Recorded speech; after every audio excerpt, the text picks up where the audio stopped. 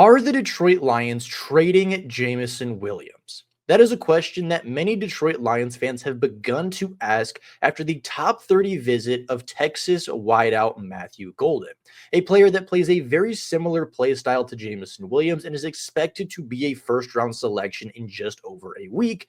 And the Detroit Lions have shown interest in the Texas product.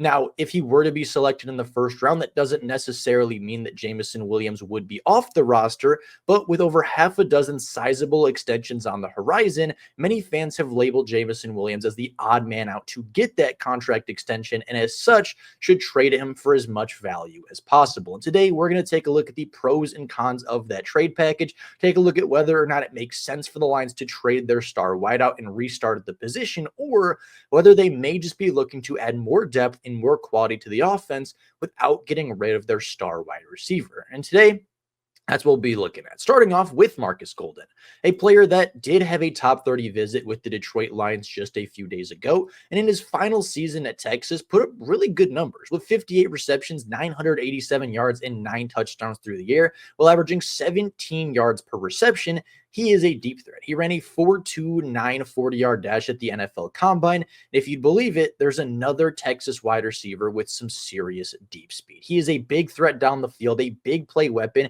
and an explosive player in the NFL draft like very few among his class are. Marcus Golden is a dangerous wide receiver that will be taken in the first round, but could be taken before the Detroit Lions even have their selection to pick. Even so, that doesn't change the situation in Detroit. Jameson Williams feels like the odd man out. With extensions coming up for players like Aiden Hutchinson, Kirby Joseph, Jahmyr Gibbs, Jack Campbell, Sam Laporta, Brian Branch, and Jameson Williams, the Lions aren't going to be able to afford all of them. And unfortunately, Jameson Williams has the most question marks and has proved the least in his time with Detroit. You take a look at Aiden Hutchinson, he was a defensive player of the year candidate just through the first couple of weeks a season ago. Kirby Joseph is coming off of an all-pro season. Sam Laporta was named a second-team all-pro as a rookie. Brian Branch is coming off his first Pro Bowl appearance, as is Jahmyr Gibbs. And even when you look at a guy like Jack Campbell, he kept the defense together when everything was falling apart a season ago. Jameson Williams has had one really good season of surpassing 1,000 yards, but before that had 2 suspensions, 3 off-the-field issues, is a low-volume wide receiver, and is the only player among the group that isn't a true bona fide start.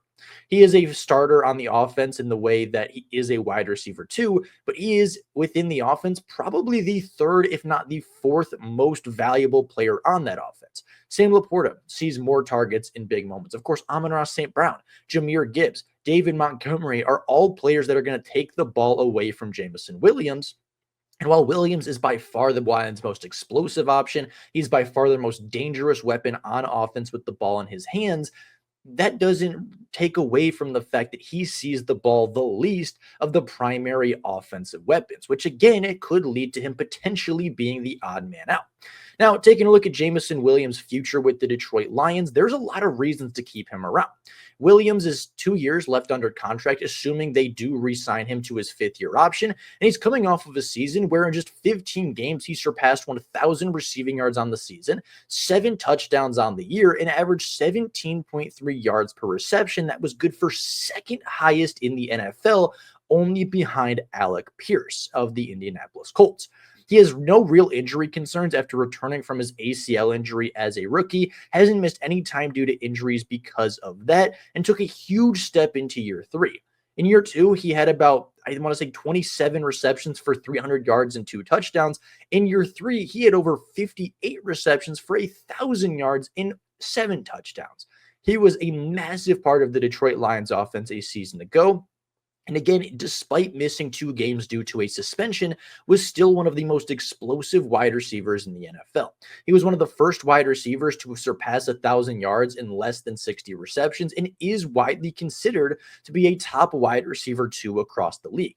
On several teams, Jameson Williams could potentially be the number 1 option and see even more targets and more production.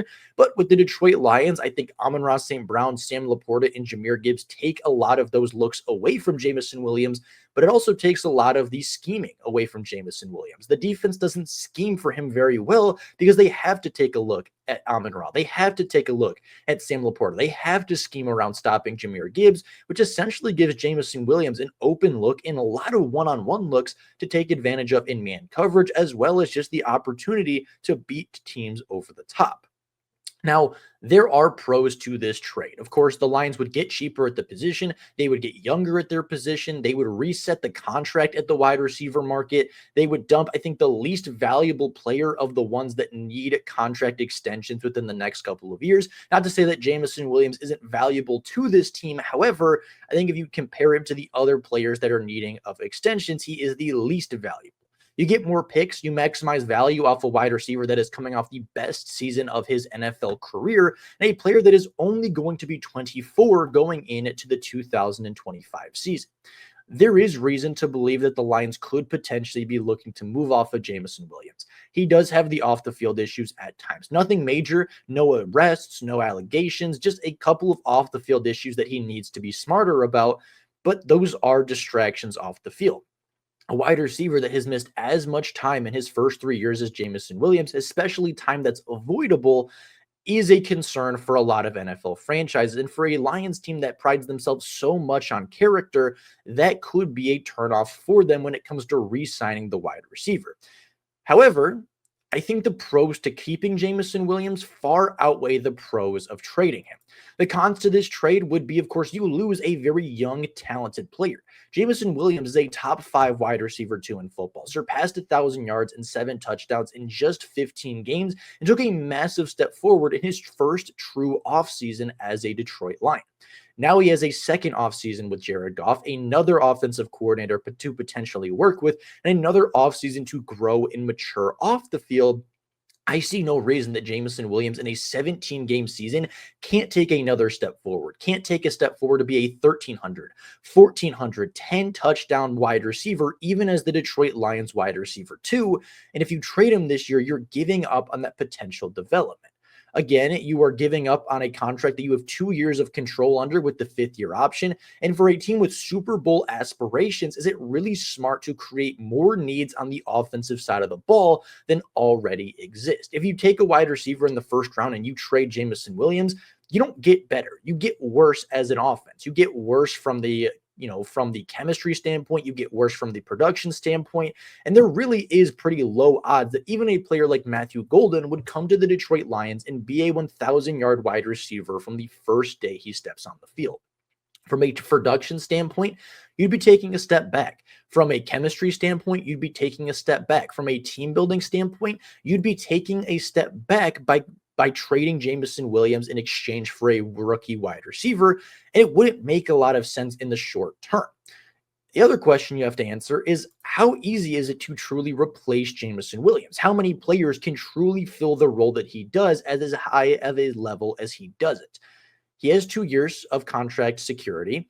The Lions don't really need more draft picks, and to be totally honest, I'm not sure if you can identify 5 players in the NFL that can play the Jameson Williams role, let alone 3 players in the NFL draft. Matthew Golden is probably the closest and could eventually get there, but even so, as a rookie, he's going to take a step back from what Jameson Williams could give you.